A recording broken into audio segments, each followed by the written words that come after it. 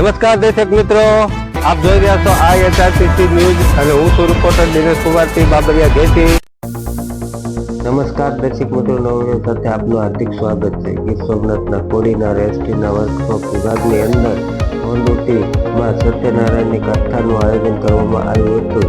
ત્યારે એસટીના ડ્રાઈવર અને કંડક્ટરે માહિતી આપી હતી કે ચાલુ દિવસની અંદર મંગળવાર અને ધાર્મિક આયોજન કરવામાં આવ્યું હતું, જેમાં વિજ્ઞાન ગાથા દ્વારા જણાવવામાં આવ્યું હતું કે કાયદા અને બંધારણનું ઉલ્લંઘન ન થાય તે બાબતમાં અમરેલી ડિવિઝનના મુખ્ય અધિકારી એસટી વિભાગ વિરુદ્ધ આવેદનપત્ર પાઠવવામાં આવ્યું હતું. અને હું છું રિપોર્ટર દિનેશ કુમારસિંહ બાબરિયા ઘેટી.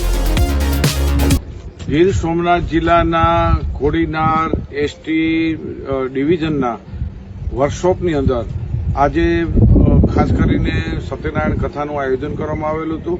ત્યાંના એસટીના ડ્રાઈવર અને કંડક્ટરે વિજ્ઞાન જાથાને માહિતી આપી કે ચાલુ દિવસની અંદર, ચાલુ અવર્સની અંદર જમણવાર અને ધાર્મિક આયોજન કરવામાં આવેલું છે અને અમારી પાસે 100 રૂપિયાથી માંડીને 500 રૂપિયા સુધીનો ફંડ ફાળા પણ કરેલ છે.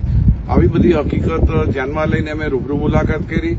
અમરેલી વિભાગીય ડિવિઝનના મુખ્ય અધિકારી એમને આવેદનપત્ર આપ્યું અને એમને સ્વીકાર્યું પણ ખરું કે આ જે ધાર્મિક આયોજન છે એ વ્યક્તિગત આસ્થાનો વિષય છે અને જાહેર પબ્લિકના કામમાં અમે જોયું ત્યારે દરેક એસટીની બસોના કંડક્ટર ડ્રાઈવર ત્યાં ખાસ કરીને દર્શનાર્થ કરવા માટે ત્યાં તૈયારી કરવા માટે દરેક બસમાંથી 15-20 મિનિટ મોડા જતા હતા, ઉપાડતા હતા. આ બધું જોયું. હકીકતમાં લોકોની સેવા કરવી એ સાચી કથા છે. ધાર્મિક આયોજનની અંદર ઓન ડ્યુટી ચાલુ ફરજ આવે એ પણ જે બંધારણની વિરુદ્ધ છે અને ખાસ કરીને આ આયોજન છે એ કાયદા ભંગ કહેવાય.